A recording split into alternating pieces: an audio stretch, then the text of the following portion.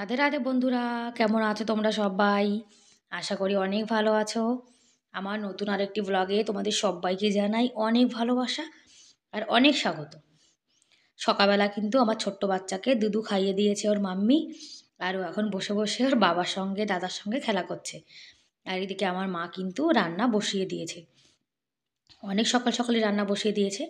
আর আমার ছোট্ট বাচ্চা দুধ খেয়েছে, তারপরে কিন্তু অনেকটা বেলায় হয়ে গেছে, আর কোনো ভিডিও বানানো হয়নি। আর আমার সোনা ডিম ভালো খায়, সাদা মানে ডিমের যে সাদা অংশটা সেটা খুব ভালো খায়, যার জন্য রোদ্দুরে বসে বসে ওর মা ওকে খাইয়ে দিচ্ছে। আর আমার সোনার এই ভিডিওটা কিন্তু আমার ছেলে বানিয়েছে। আর আমার ছোট্ট বাচ্চার এই যে ভিডিওগুলো আমি সব রেখে দিলাম, যতদিন ইউটিউব থাকবে আমার সোনার কিন্তু এই ছোট্টবেলার স্মৃতিগুলো রয়ে যাবে। ওদিকে তো আমার সোনা ছোট্ট সোনা খাচ্ছে, এদিকে আমি আমার ৩টে ছোট্ট গোপাল সোনাকে এখন সেবা দিয়ে দেবো। আর আমার মা কিন্তু অনেক কিছু রান্না করেছে দেখো আমার গোপাল সোনার জন্য। আর এখানে কিন্তু ৩টে গোপাল সোনা, এই আমার গোপাল সোনা এখানে এসে কিন্তু দুটো ভাইও পেয়ে গেছে। তা প্রত্যেক দিন তো আমার মা সেবা দেয়, আজকে বললাম যে তুমি তাহলে রান্নাবান্না করো, আর সেবাটা আজকে আমিই দেবো। কেননা গোপাল সোনার সেবাও কিন্তু সবার দেওয়া উচিত, যার জন্য আজকে আমি দিচ্ছি আর শঙ্খ বাজাচ্ছি। কত বছর হয়ে গেছে জানো তো, একদমই শঙ্খ বাজানো হয় না। আর আমাদের ওদিকে কিন্তু লোকে উলুও দেয় না, শঙ্খ বাজায় না। তারপরে আমার বোন, ও এখন খাওয়া শুরু করেছে, আর আমি বসবো। আমি ভাবছি কি যে তুই বয়, আমি একটু ভিডিও বানাই। এদিকে সব কিন্তু নিরামিষ রান্না বান্না। আর এই যে তেলাপিয়া মাছ দেখছো, তেলাপিয়া মাছটা কিন্তু আমার বোন রান্না করেছে। কত রকম রান্না, লাউ, বাঁধাকপি, কুমড়ো শাক, তারপর লাউয়ের খোসা ভাজা, শিম আলু, তেলাপিয়া মাছ, লাল শাক, বেগুন ভাজা, মানে অনেক কিছু করেছে। আমরা যা যা ভালো খাই আমার মা কিন্তু সব কিছু রান্না করে আমাদেরকে খাইয়েছে। আর আমার সোনা একটা জ্যামিতি বক্স কিনে এনেছে। আমি বাড়িতে বসে বলেছিলাম যখন আমরা কলকাতা যাব তখন তোকে অনেক কিছু কিনে দেবো। তা জ্যামিতি বক্স বলছে এই কম্পাস দেয়া যেগুলো এগুলো নাকি ওর বেশি ভালো লাগে, যার জন্য একটা কিনে নিয়েছি। এটার দাম কিন্তু ৯০ টাকা নিয়েছে। আর আমার সোনা কিন্তু খুবই খুশি হয়ে গেছে জানো তো এগুলো কিনে। আর আমার সোনা এখানে খুব ভালো থাকে, আর বাড়ি গেলে ওর একদম ভাল লাগে না। আর এদিকে আমার মা কচু তুলছে। কচুগুলো কিন্তু অনেক বড় বড় হয়ে গেছে। তাই আমার মা এখন কচু তুলতে বসে পড়েছে। কচুটা কিন্তু অনেকটা বড় হয়েছে জানো তো। আর বাড়িতে লাগানো যে কচু সেগুলো কিন্তু খেতে বেশি ভালো লাগে। বাজারে যে কচুগুলো কেনা যায় মানে কিনতে পাওয়া যায়, তার থেকে কিন্তু বাড়িতে যে কচুগুলো হয় সেগুলো খেতে বেশি টেস্টি হয়। তা মাকে বলছি কচু একটা বড় দেখে তুলে রেখে দাও, আমরা যখন বাড়ি যাব তখন নিয়ে যাব। তাই আমার মা বসে বসে এখন কচু তুলছে। আর গ্রাম বাংলায় যাদের বাড়ি মানে আছে, তারা শাক সবজি সব কিছু কিন্তু টাটকাই পায়। আর গ্রামে যেরকম শাক সবজি পাওয়া যায় সেরকম কিন্তু আমাদের রাজস্থানে জানো তো একদমই পাওয়া যায় না। এখানে মানে মরুভূমি এলাকা, তারপরে টুকিটাকি যা সবজি সেগুলো মানে কিনতে পাওয়া যায়। গ্রাম বাংলায় যে কত সুন্দর শাক সবজি অনেক কিছু কি বলবো তোমাদেরকে, মানে সোনার বাংলা যাকে বলে সেটা হলো পশ্চিমবঙ্গ। আর আমরা কিন্তু পশ্চিমবঙ্গকে অনেক মিস করি, বিশেষ করে খাবার দাবার এইসব দিকেই বেশিটা বেশি মিস করি। আর এই কচুটা যদি আমরা নিয়ে যাই তাহলে কিন্তু আমাদের ফ্রিজে রেখে অনেক দিন পর্যন্ত আমরা খেতে পারবো। মা কেটে সুন্দর করে পরিষ্কার করে দেবে। আর কচুর এই মুখটা নাকি আবার লাগানো যায়, বলছে যে আবার লাগাবে এটা। আমাদের এখানে যদি আমাদের অনেকটা জায়গা থাকতো মানে আমাদের রাজস্থানে, তাহলে কিন্তু একটা কচু গাছ নিয়ে আসতাম, তাহলে লাগানো যেত। নিজেদের জায়গা না থাকলে যা হয়, খোলামেলা জায়গা থাকলে দেখবে অনেক শাক সবজি অনেক কিছুই লাগানো যায়। আর আমাদের তো আর মানে সামনে খোলা জায়গা কিছুই নেই, যার জন্যে কোনো কিছু লাগানোও যায় না।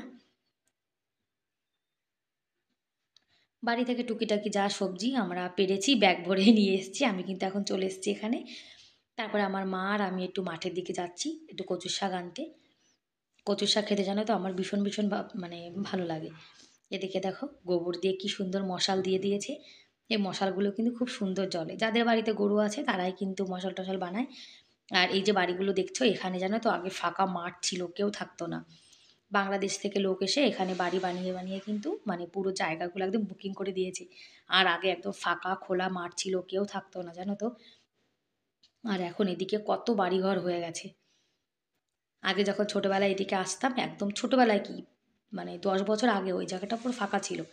আর এই ২-৩ বছরের মধ্যে কিন্তু দেখো পুরো একদম মানে লোকে ভরে গেছে, সব লোক চলে এসছে বাংলাদেশ থেকে।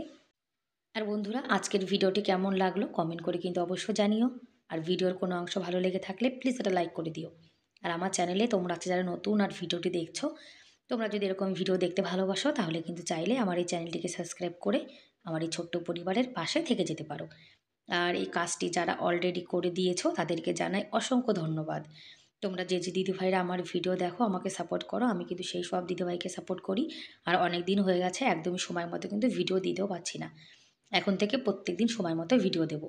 তারপরে আমরা কিন্তু হাটে চলে এসেছি, আজকে চাঁদপাড়া হাট। চাঁদপাড়া হাটে কিন্তু অনেক জিনিসপত্র মানে জামা কাপড় শীতের, তারপরে শাক সবজি অনেক কিছু কিনতে ওঠে। গ্রাম বাংলায় প্রত্যেক হাটে হাটে দেখবে এরকম দোকান কিন্তু সব জায়গায় বসে।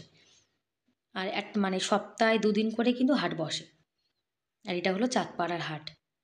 আমি, আমার বোন আর আমার বর আমরা 3 জনে চলে এসেছি। যা শাক সবজি খাবো সেগুলো নিয়ে যাব। হাটে কিন্তু সস্তায় একটু শাক সবজি ভালোই পাওয়া যায়। শীতকাল চলে এসছে, সব দোকানে কিন্তু শীতের মানে সোয়েটার সব কিছু উঠে গেছে। আর এই যে একজন বাইক নিয়ে আগে আগে যাচ্ছে। ফুলকপি ফুলকপি ছোট ছোট দিচ্ছিল 10 টাকা 4টে। ভালোই সস্তা। আর আমাদের রাজস্থানে কিন্তু শাক সবজির অনেক দাম, জানো তো। কলকাতায় কিন্তু অল্প টাকায় ভালোই বাজার করা যায়। তারপর এখান থেকে চলে এসেছি মাছ বাজারে। অনেক রকমের মাছ দেখো। আমাদের রাজস্থানে তো মাছই পাওয়া যায় না, আর এখানে মাছ মানে কি বলবো, সব রকমের মাছ তুমি এখানে পাবে, তুমি যে মাছ খেতে চাও। আমাদের পশ্চিমবাংলায় কিন্তু মাছ আর মাছ, মানে বাঙালিরা মাছে ভাতে যাকে বলে। তা ভাবলাম যে তোমাদের সঙ্গে একটু শেয়ার করি যে আজকে বাজারে কি কি মাছ উঠেছে দেখো। আর অনেক রকমের মাছ উঠেছে, সব মাছের নাম কিন্তু আমি জানি না, 2-1টা মাছের নাম জানি। কেননা আমি তো বেশি মাছ খাই না, যার জন্য বেশি নামও জানি না। বাটা মাছ, তেলাপিয়া মাছ, চিংড়ি মাছ, ভোলা মাছ এগুলো আমার খেতে ভাল লাগে। আর এই মাছগুলো কিন্তু আমি খাই না। আর আমার বোন দেখে দেখে মাছ তুলছে, কেননা ওরা তো মাছ খায়, যার জন্য কোন মাছটা ভালো কি না সেগুলো কিন্তু ও জানে। আমরা তো খাই না, যার জন্য কিন্তু আমরা বুঝি না যে কোন মাছটা টাটকা। কিনতে কিনতে কিন্তু দেখবে একটা মানে অভ্যাস হয়ে যায় যাকে বলে। আমরা কিন্তু এখান থেকে বাটা মাছ আর তেলাপিয়া মাছ নিয়েছিলাম। কদিন আগে আমুদি মাছও খেয়েছিলাম। মানে যা যা মাছ ভালো খাই সব কিছুই কিন্তু খাওয়া হয়ে গেছে। তারপরে এখন খাচ্ছি আমরা ফুচকা। আর আমার ছোটো মাসিও চলে এসছে। ছোটো মাসি আর আমি ফুচকা খাচ্ছি। এটা কিন্তু আবার অন্য একটা বাজার, মানে আমাদের বাড়ির সামনে যে ছোট্ট বাজারটা আছে এটা কিন্তু সেইটা। আর এদিকে আমার বোন আবার আমাকে বলছে একটু চা খাওয়াবে। বলছে তুই তো চা ভালোবাসিস, তাহলে তোকে চায়ের দোকান থেকে একটা চা খাওয়াবো। তা কথা ছিল যে আমরা দুপুরবেলা চা খাবো, কিন্তু দুপুরবেলা তো বাজারে আসা হয়নি, যার জন্য সন্ধ্যাবেলাতে চা খাওয়াচ্ছে দেখো। আর আমার বোন জানে যে আমি চা খুব ভালোবাসি। আর এই যে মানে কি বলবো এনাকে, মামিই বলবো। যে মামি ভালো চা বানায় জানো তো। দেখো চায়ের কালারগুলো কত সুন্দর হয়েছে। আগে ও টেস্ট করে বলবে যে কেমন হয়েছে। আর চাটা কিন্তু খেতে মানে খুব টেস্টি ছিল। আমরা বাড়িতে যে চা বানাই তার থেকে কিন্তু দোকানের চাগুলো খেতে আমার বেশি ভালো লাগে। আমার তো ভীষণ ভালো লাগে। দোকানের চায়ের টেস্ট কিন্তু অন্যরকম। তারপরে আমরা বাড়িতে চলে এসেছি, সঙ্গে কিন্তু মোমোজ এনেছিলাম। আর আমার ছোট্ট মাম্মা দেখো একটা মোমোজ নিয়ে বসে পড়েছে। ও দাদাকে বলছে মা একটা মোমোজ দাও। একটা মোমোজ দেখো টুকরো টুকরো করে বসে বসে খাচ্ছে। ওর কিন্তু ঝালও লেগেছে তবুও খাচ্ছে, দেখেছো। মানে ঝাল হলেও কিন্তু টেস্ট আছে। তো কি খাচ্ছ মাম্মা? মোমো বলো মাম।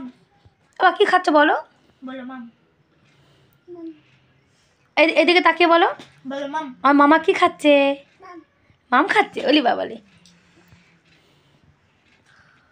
এইসব খুব ভালো লাগে। একটু বলো টেস্টি। আবার একটু বলো টেস্টি। আর আমার সোনা কিন্তু মোমোজ খাচ্ছে। আর ও টেস্টি বলতে পারে, কিন্তু এখন ভিডিও বানাচ্ছি তো যার জন্য কিন্তু বললো না। আর দেখো ক্যামেরার দিকে চোখ মোটা মোটা করে তাকিয়ে রয়েছে। ব্যাস বন্ধুরা, তাহলে আজকের মতো এ পর্যন্তই। দেখা হবে পরের ভিডিওতে। ততক্ষণ অনেক ভালো থেকো, অনেক সুস্থ থেকো। Bye bye.